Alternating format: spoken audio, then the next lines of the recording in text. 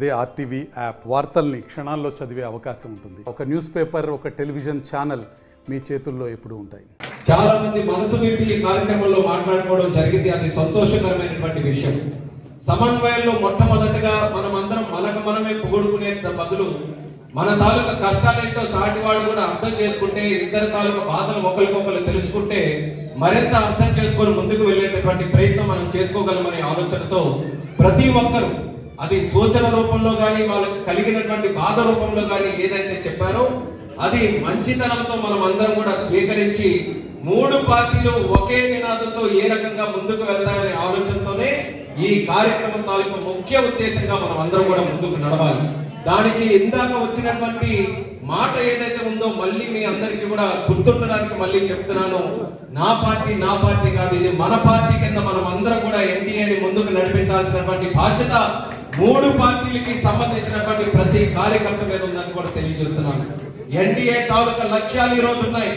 దేశ స్థాయిలో ఎన్డీఏ 400 సీట్ల ఎంపీలతో గెలుచుకొని అక్కడ ప్రభుత్వాన్ని స్థాపించాలని, అలాగే రాష్ట్రంలో కూడా లక్ష్యం ఉంది. ఇక్కడ ఉన్నటువంటి ఎన్డీఏ మిత్రపక్షాలతో 160 స్థానాలు కైవసం చేసుకుని రాష్ట్రంలో కూడా మార్పుకి శ్రీకారం చుట్టాలని మన మూడు పార్టీలు కూడా నిర్ణయించుకున్నాయి. మరి అది జరగాలనంటే మనం ఏ రకంగా కృషి చేయాలో ఒక్కసారి మనం అందరూ కూడా దాని మీద దృష్టి పెట్టాలి. గర్వంగా రామ్మోహన్ నాయుడు గారు నేను తెలియజేస్తున్నాను, 2019లో ఇక్కడ ఉన్నటువంటి రాష్ట్రంలో రాజకీయ గాలులన్నీ ఒకవైపు ఉన్నా సరే నేను పార్లమెంట్ సభ్యుడిగా గెలిచానంటే పరోక్షంగా జనసేన, భారతీయ జనతా పార్టీ కూడా నాకు సపోర్ట్ చేసిందన్నది ఘంటాపథంగా ఈ సందర్భంగా తెలియజేసుకున్నాం. ఒక మంచి అభ్యర్థి పోటీ చేస్తున్నప్పుడు మనం కూడా సహకరించాలనే ఆలోచనతో చాలా మంది ఆ రోజు కూడా నాకు చెప్పడం జరిగింది, మేము ఫలానా పార్టీలో ఉన్నా సరే మీ వరకు మేము సపోర్ట్ చేస్తాం, మాకు మీలాంటి నాయకులు కావాలని ఆ రోజు చెప్తే ఆ రోజు ఉన్నటువంటి మాటగా అనుకున్నాను. కానీ రిజల్ట్ వచ్చిన తర్వాత తెలిసి ఎంత చిత్తశుద్ధితో మీరందరూ కూడా గెలిపించకపోతే నేను పార్లమెంట్ కి వెళ్లేవాడినే కాదనేది కూడా ఈ రెండు పార్టీల తాలూకా అభ్యర్థులు, కార్యకర్తలందరికీ కూడా తెలియజేసుకుంటున్నాను. అయితే ఆ రోజు పొత్తు లేకపోయినా సరే పరోక్షంగా మీరందరూ కూడా సపోర్ట్ చేస్తేనే దేశ స్థాయిలో ఒక పార్లమెంట్ సభ్యుడిని ఎక్కడి నుంచి ఎన్నుకోగలిగామనంటే ఈ రోజు బహిరంగంగా మనందరం కూడా పొత్తు పెట్టుకున్న తర్వాత మరొక పార్టీకి ఎక్కడ స్థానం లేకుండా క్లీన్ స్వీప్ చేయాల్సినటువంటి కార్యకర్తలందరికీ కూడా తెలియజేసుకుంటున్నాం. అది మనందరి తాలూకా బలం ఈ రోజు అలాగా ఉంది. మన మూడు పార్టీల తాలూకా బలాలు చేకూరిస్తే ఏ పార్టీకి కూడా గెలిచే అవకాశం ఈ శ్రీకాకుళం జిల్లాలో లేదు. కానీ అవతల ఉన్నటువంటి ప్రత్యర్థి దుర్మార్గుడు, అక్రమాలకు పాల్పడినటువంటి వ్యక్తి, అవినీతి చేసినటువంటి వ్యక్తి, దేనికి కూడా అంటే సొంత కుటుంబాన్ని కూడా పదంగా పెట్టి రాజకీయాలు చేయడానికి కూడా వెనకాడినటువంటి వ్యక్తి మీద మనం పోటీ చేస్తున్నామనంటే ఎంతో అప్రమత్తంగా ఉండాల్సినటువంటి అవసరం అనుకుంది. అందుకని మన మధ్యలో ఏదైతే ఇష్యూస్ ఉన్నాయో అవన్నీ కూడా మాట్లాడినప్పుడు ఖచ్చితంగా ఎవరికి వాళ్ళ మనసులోనే దాచుకోమని ఎవరికి కూడా చెప్పట్లేదు. ఏ సమస్య ఉన్నా పార్లమెంట్ స్థాయిలో కానీ లేకపోతే నియోజకవర్గ, మండల, గ్రామ స్థాయి వరకు మీకు ఏ సమస్యలు ఉన్నా సరే కార్యకర్తలుగా, నాయకులుగా మన మధ్యలో మనం 4 గోడల మధ్యలో చర్చించుకొని దాని పరిష్కారం వెతుక్కుంటూ మనం బలాన్ని మరింత పెంచుకుంటూ ముందుకు వెళ్దాం.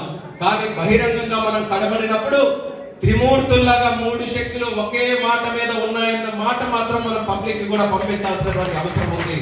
అక్కడ కానీ ఎక్కడైనా తేడా వస్తే మీరందరూ కూడా ఇక్కడే గ్రానైట్ రాళ్ళు కూడా మన దగ్గర చాలా మంది కొల్లగొడుతూ ఉంటారు, అవి కూడా చూస్తూ ఉంటారు. అంత పెద్ద కొండని కొల్లగొట్టాలంటే ఒక చిన్న కన్నం చాలు. ఆ కన్నంలో చిన్న సీమ పటాకాయ పెట్టినా సరే మొత్తం రాయి పగిలిపోయే పరిస్థితికి వస్తుంది. అలాంటిది మన మధ్యలో పబ్లిక్ గా ఏదైనా ఒక గ్యాప్ ఉందని చూసామనంటే మాత్రం అది వాళ్ళు అవకాశంగా తీసుకొని ఆ గ్యాప్ పెద్దన చేసి మన మధ్యలో చిచ్చు పెట్టడానికి ప్రయత్నం చేస్తారు. అది ఆల్రెడీ రాష్ట్రంలో అనేక సందర్భాల్లో, అనేక నియోజకవర్గాలు, అనేక ప్రాంతాలు, అనేక అభ్యర్థుల దగ్గర కూడా జరుగుతూ ఉన్నది. మన దగ్గర అటువంటి విషయాలకు ఎక్కడా కూడా అవకాశం తావు లేకుండా చేయడానికి కార్యకర్తలు సమన్వయం పాటించాలని కూడా ఈ సందర్భంగా తెలియజేసుకుంటున్నాను. 5 సంవత్సరాలు చాలా కష్టపడ్డాం. విచ్చలవిడిగా ఈ దుర్మార్గమైనటువంటి ప్రభుత్వానికి ప్రతిపక్షం అనే మాట లేదు. ప్రతిపక్షం తాలూకా ఒక మాట ఉంటుంది. ప్రతిపక్షం అనేది ప్రజల తాలూకా గొంతు వినిపిస్తుంది. వాళ్ళని విందాం, ప్రజలకు ఎంతవరకు మేలు చేద్దాం అనే మాట తీసుకుందాం అన్నటువంటి ఆలోచన జగన్మోహన్ రెడ్డి గారి ఈ 5 సంవత్సరాలు పరిపాలించినటువంటి ప్రభుత్వానికి లేదు. ఆ సందర్భంలో అనేక కష్టాలు పడ్డాం. ఏ పార్టీ తాలూకా కార్యకర్త అయినా సరే ప్రజల కోసం పోరాడితే మొట్టమొదటిసారిగా జైలుకు వెళ్లే పరిస్థితి ఆంధ్రప్రదేశ్ రాష్ట్రంలో చూశాము. కానీ దానికి సంబంధించి మీకు చెప్పాల్సినటువంటి విషయం, వరల్డ్ కప్ మనం చూసాం. ఇండియా అన్ని టోర్నమెంట్ లో బ్రహ్మాండంగా ఆడింది, కానీ ఫైనల్లో మనం చేజారిపోతే కప్పు మనకి చేజారిపోయింది.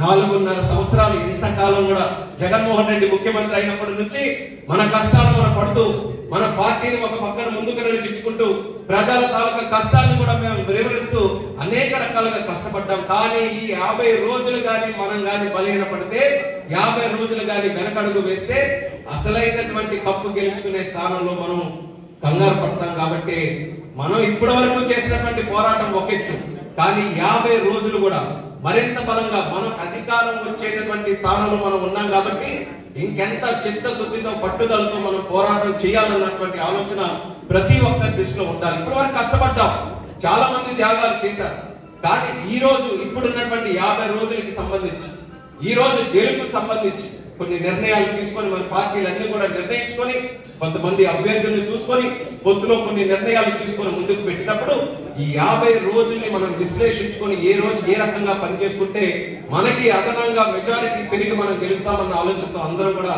ముందుకు నడవాలని తెలియజేసుకుంటున్నాను. ముందు వరకు అనుకునేవాడిని చిన్నపిల్లాడిగానే ఉన్నాను, ఈ రోజు ఎంత బాధ్యత ఉందో ఈ రోజు గుర్తు చేస్తున్నారు అందరూ కూడా.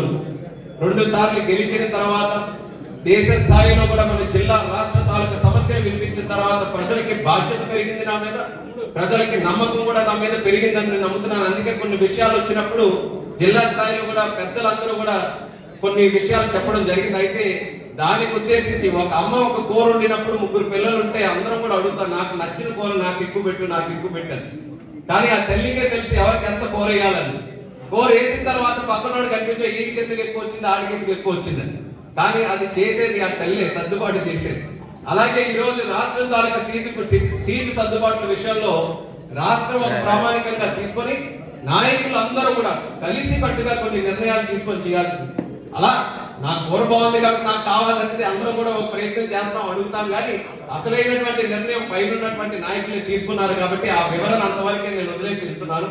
కానీ మీరందరూ కూడా, ఎందుకంటే ఆ బాధ చాలా మందిలో ఉంది. మరి ఇప్పుడే మీరు కూడా సూచించినటువంటి విధంగా భవిష్యత్తులో మన ప్రభుత్వం వచ్చిన తర్వాత మరిన్ని అవకాశాలు రాబోతున్నాయి. నామినేటెడ్ విషయంలో కానీ, లేకపోతే స్థానిక సంస్థల విషయంలో కానీ, రాష్ట్ర స్థాయి నుంచి గ్రామ స్థాయి వరకు ప్రతి ఒక్క దాటిలో మన అధ్యక్షులు మన నాయకులు సూచించే విధంగా ప్రతి ఒక్కరికి కూడా గౌరవప్రదమైనటువంటి స్థానం కల్పించే దానికి మేము అందరం కూడా మీతో పాటు కృషి చేస్తాం. అందులో ఎటువంటి సందేహం కూడా మీ ఎవరికి కూడా అవసరం లేదని కూడా ఈ సందర్భంగా తెలియజేసుకుంటున్నాం. ఈ రోజు మన అందరి తాలూకా లక్ష్యం, మనం ఎంత అయినా సరే మన ముగ్గురు మధ్యలో మాట్లాడుకున్నా మన లక్ష్యం మాత్రం మనం మర్చిపోకూడదు. వైసీపీ రహిత ఆంధ్రప్రదేశ్ రాష్ట్రాన్ని మనం తయారు చేయాలి. ఈ 5 సంవత్సరాలు వైఎస్ఆర్ కాంగ్రెస్ పార్టీ మన రాష్ట్రంలో పరిపాలించడం వల్ల ఎన్ని రకాలుగా మనం కోల్పోయామో ఒక్కసారి మీరు అందరూ కూడా గమనించండి.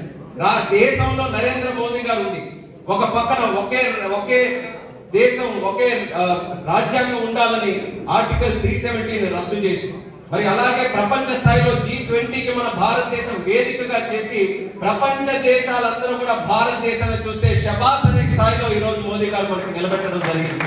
అలాగే దేశ సరిహద్దుల్లో కూడా మన సైన్యాన్ని మరింత బలోపేతం చేసి ఎవరైనా అడుగు పెట్టాలంటే 10 కాదు 100 సార్లు ఆలోచించి నిర్ణయం తీసుకునే స్థాయికి మన భారతదేశం ఈ రోజు ఎదిగింది. భారతదేశం అంటే అమెరికా ఏం చెప్తే అది చేస్తుంది, చైనా ఎలా చెప్తే అలా ఆడుతుంది, యూరోప్ ఎలా చెప్తే అలా నడుచుకుంటుంది అన్నటువంటి ఆలోచన నుంచి స్వయం శక్తితో నిర్ణయాలు తీసుకునే దేశం మన భారతదేశం. భారతదేశానికి ఏది ముఖ్యమో ఆ రకంగా మేము నిర్ణయాలు తీసుకుంటామనే స్థానానికి మనకి ఈ రోజు వచ్చింది. అలాగే మనం అందరం కూడా ఎంతో ప్రేమించి ఆరాధించి భక్తి భావంతో చూసేటటువంటి రామ మందిరం కూడా నిర్మించే స్థాయిలో నరేంద్ర మోదీ గారి విజన్, ఆయన నాయకత్వం ఈ దేశంలో ఏ రకంగా పనిచేసిందో మనం అందరం కూడా చూసాం. కానీ దాని ప్రభావం మన రాష్ట్రంలో ఉండిందా? ఈ జగన్మోహన్ రెడ్డి ఉండడం వల్ల ఆయన తాలూకు విజన్ ఇక్కడ ఉన్నటువంటి ప్రజలకి చేరుకోనివ్వకుండా చేశారు.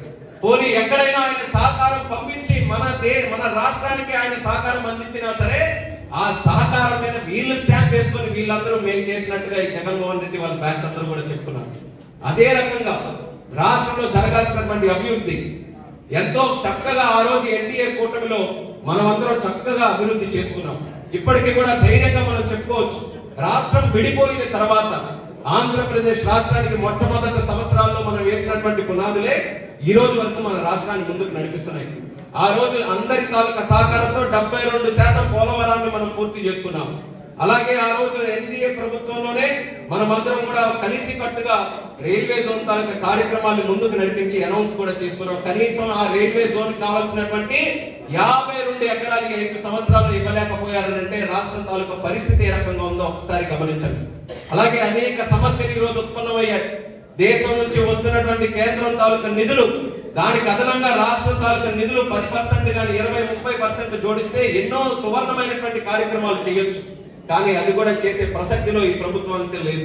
రివర్స్ ఇంజిన్ పెట్టి మన తాలూకా రాష్ట్రాన్ని వెనక్కి వెళ్లే విధంగా ఈ రోజు 20-30 సంవత్సరాలు వెనక్కి వెళ్ళిపోయే పరిస్థితి వచ్చింది. అందుకనే మన రాష్ట్రానికి డబుల్ ఇంజిన్ సర్కార్ మళ్ళీ తీసుకొని రావాలి. దేశంలో ఎన్డీఏ, రాష్ట్రంలో ఎన్డీఏ తీసుకొని రావాలి. అక్కడ ఉన్నటువంటి నాయకుడుగా మోదీ గారు ఒక ఇంజిన్ నడిపిస్తే, ఇక్కడ పవన్ కళ్యాణ్ గారు అలాగే మన చంద్రబాబు నాయుడు గారు మరొక ఇంజిన్ ముందుకు నడిపిస్తారు. ఎక్కడైనా ఆ ఇంజిన్ లో పవర్ తక్కువైతే పవర్ స్టార్ పవన్ కళ్యాణ్ గారు ఆ పవర్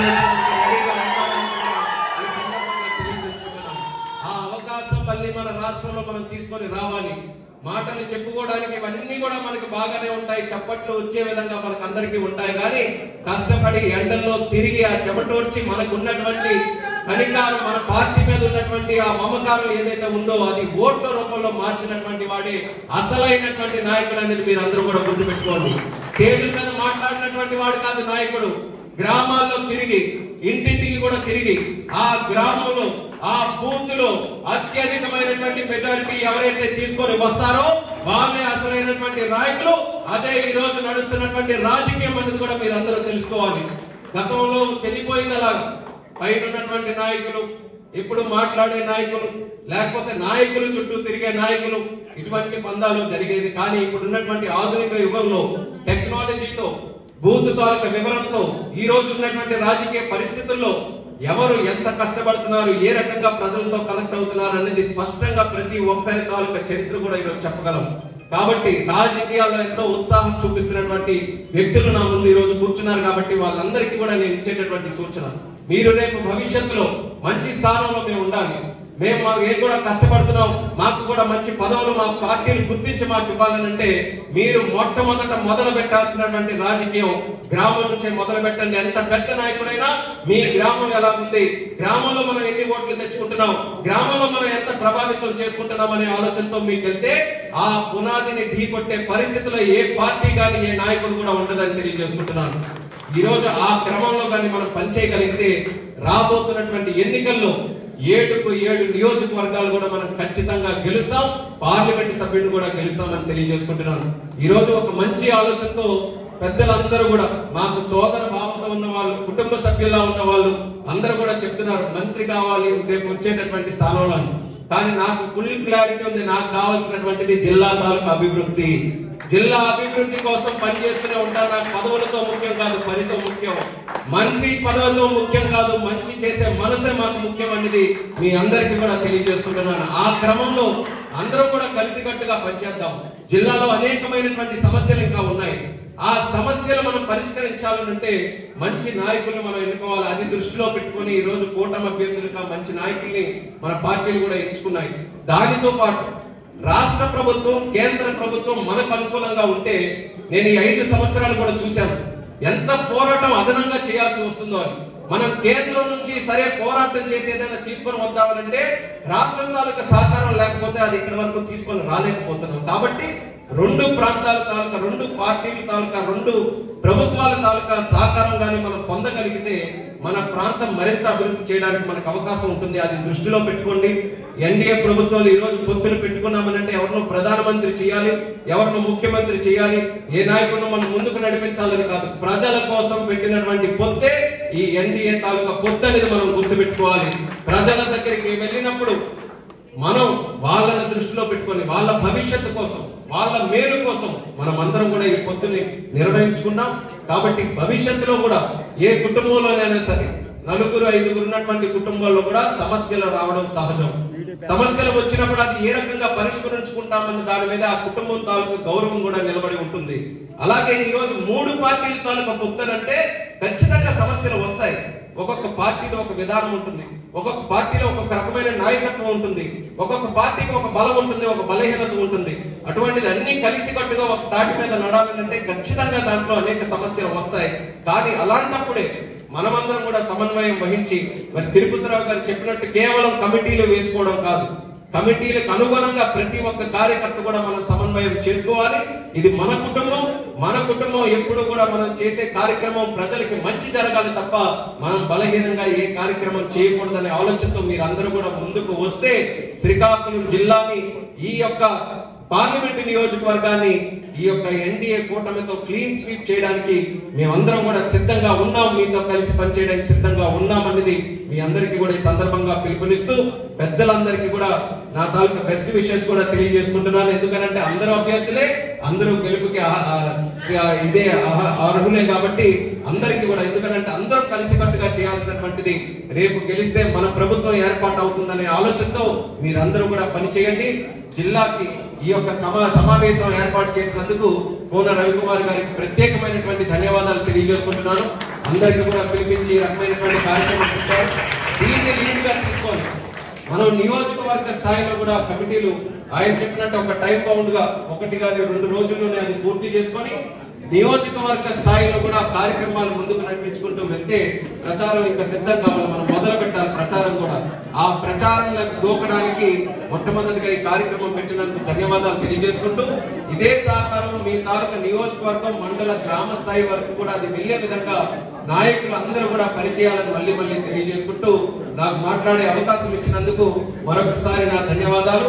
అలాగే నేను కూడా పోటీ చేసే ఎన్డీఏ కూటమిలో ఎంపీ అభ్యర్థిని కాబట్టి నా గెలుపు కోసం కూడా మీరు అందరూ కూడా సహకరించాలని సవినయంగా ఈ వేదిక ద్వారా మీ అందరికీ కూడా కోరుకుంటూ మరిన్ని వీడియోస్ కోసం ఛానల్ ని సబ్స్క్రైబ్ చేయండి, లేటెస్ట్ అప్డేట్స్ కోసం వాట్సాప్ ఛానల్ ని ఫాలో చేయండి అండ్ లింక్ డిస్క్రిప్షన్ లో ఉంది.